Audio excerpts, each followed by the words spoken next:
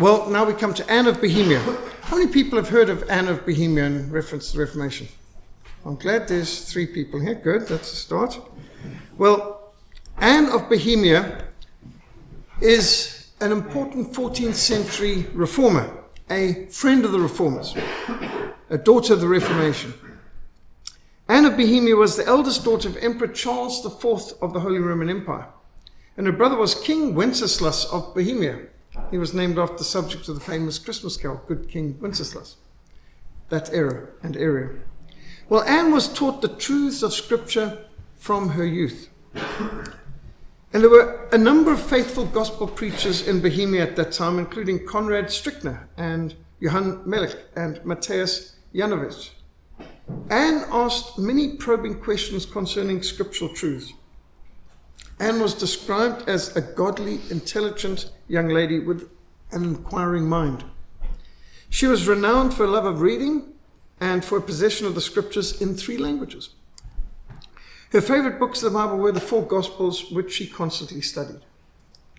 Now, Anne came to recognize the many errors prevailing in the Roman church, and she persisted in praying for a return to biblical faithfulness to the doctrine of the apostles and to the purity of the early church, which they were far from. The traditional alliance of Bohemia and France was shattered by their joint defeat at the hands of the English king, King Edward III, and his son, the Black Prince, at the Battle of Crécy in 1346. Battle of Crécy was the first time that archery proved more than a match for cavalry. And the English had honed their skills with archery. In fact, the English longbow was a requirement by law. So the English law required every man to give his child, by the time his child was age 6, he had to have a longbow the height of the 6-year-old. At age 8, he had to get a longbow the size of him at age 8. At age 10, 12, and so on. So this was a requirement by law that you had to practice for a set number of hours every Sunday afternoon after church on the village green with archery. And this is because England did not have a standing army, but it required its people to be skilled in archery, because while countries on the continent, such as France and Spain, they had long, huge standing armies. England did not. And so they depended, their secret weapon was the longbow. And the Battle of Crécy, 1346, was when the longbow was suddenly recognized as the phenomenal weapon it was. Now, Richard II's father, Edward, was called the Black Prince because of his dark-colored armor. Now, at this time, the papal schism further divided the Bohemians from their traditional allies, the French. As France supported Pope Clement VII of Avignon, King Wenceslas chose to support the Pope Urban VI of Rome. And as the English also allied against the French Pope, the Bohemians now came into alliance for the first time with the English. They'd always been allies of the French, just as Scotland was always allies of the French. Now, as King Richard II's father, the Black Prince, died in 1376, and he, of course, was the Duke of Wales. He was expected to be the next king, but he died just before his father. And then the grandfather of Richard II, King Edward III, who'd reigned a long time, died the following year. So Richard II, at just age 10, became King of England. Now, negotiations began to solidify the alliance between Bohemia and England by the marriage of Princess Anne of Bohemia to King Richard II of England. At age 14, King Richard II had shown remarkable courage during the peasant revolt of 1381. At Smithfield, at great personal risk, the king, Richard II, rode out to meet the violent mob and calmed them into ending the revolt, which was quite remarkable, and it could have been a very ugly, brutal scene. But he showed at age 14 already that he had courage. Now, in January 1383, when Richard II was just 15 years old and Anne was just 16 years old, they were married in St. Stephen's Chapel at Westminster. Now, if you think that's a bit young to get married, bear in mind at that time, 15 was middle-aged. Life expectancy was about 30. So, getting married at 15 was not that extreme at that stage. I presume people grew up a lot quicker.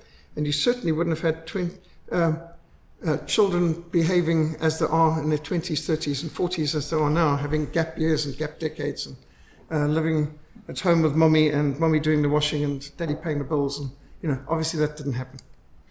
So although the marriage had been arranged by diplomats, it appears to have been a good, loving, and positive relationship. And Anne was undoubtedly an excellent influence on Richard during their 12 years together, and that made him a remarkably good king at that time. Now, reportedly, Anne had been persuaded to accept the proposal because of positive reports that she had received, not about Richard, but about the Reformation work done by Professor John Wycliffe of Oxford University. And so she wasn't thinking of the king when she accepted the proposal. She was thinking of this reformer in Oxford, Wycliffe. Now, the Archbishop of York, Arundel, was one of the most vitriolic enemies of Wycliffe's Reformation work. He was horrified to hear that the Queen owned copies of the Gospels, which she avidly studied. I mean, it's bad enough to have a copy, but to actually read it and to study it, I mean, how bad is that? Obviously a heretic. Professor John Wycliffe was delighted to learn of Anne's love for the Scriptures, and he publicly compared her to the biblical Mary who had sat at Jesus' feet, listening to what the Master had to say. Now, for her part, Queen Anne protected Wycliffe from many enemies and intervened on numerous occasions to protect him from prosecution and to save his life when the Archbishop of Canterbury and the Cardinals of Rome wanted to have his head or burn his blood. She sent in her emissaries to rescue him. At the encouragement of Queen Anne, Bohemian students now came to Oxford to study under John Wycliffe, so the beginning of exchange students.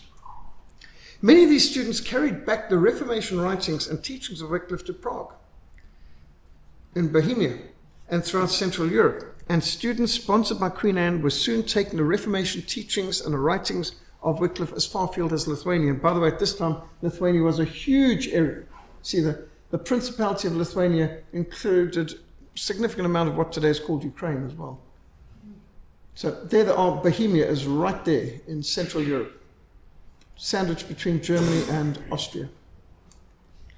Many of Queen Anne's friends and servants became dedicated Christian believers. The common people of England came to love the Queen.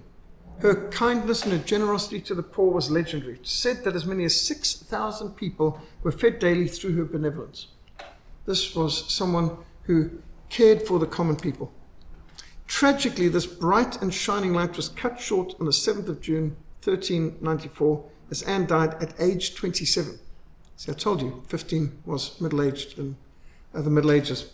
And she died of the plague. So even being in the palace, being royalty, did not protect you from the plague.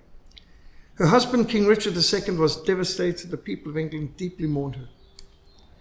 Many of her Christian friends and servants returned to Bohemia with the translations of the Gospels and the writings of John Wycliffe that had been so highly treasured by Queen Anne. And so these led to the conversion of Professor Jan Hus of Bohemia. It led to the Hussite movement. It led later to the Moravians, who were the first to plant a mission station in the Cape. First mission station in the Cape, Canardendal, planted by a Moravian. From them, missionaries went out literally to the ends of to Greenland's icy mountains, to India's coral plain. 1 Timothy 4 verse 11 to 16 says, "These things command and teach. Let no one despise your youth, but be an example to the believers, in word, in conduct, in love, in spirit, in faith, in purity. Till I come, give attention to reading, to exhortation, to doctrine. Do not neglect the gift that is in you, which was given to you by prophecy and with the laying on of the hands of the eldership. Meditate on these things. Give yourselves entirely to them, that your progress may be evident to all. Take heed to yourself and to the doctrine. Continue in them, for in doing so you will save both yourself and those who hear you." And that really sums up the life and the ministry very much of Queen Anne. And this is one of the parts of our second chapter of the Great Essential Reformation.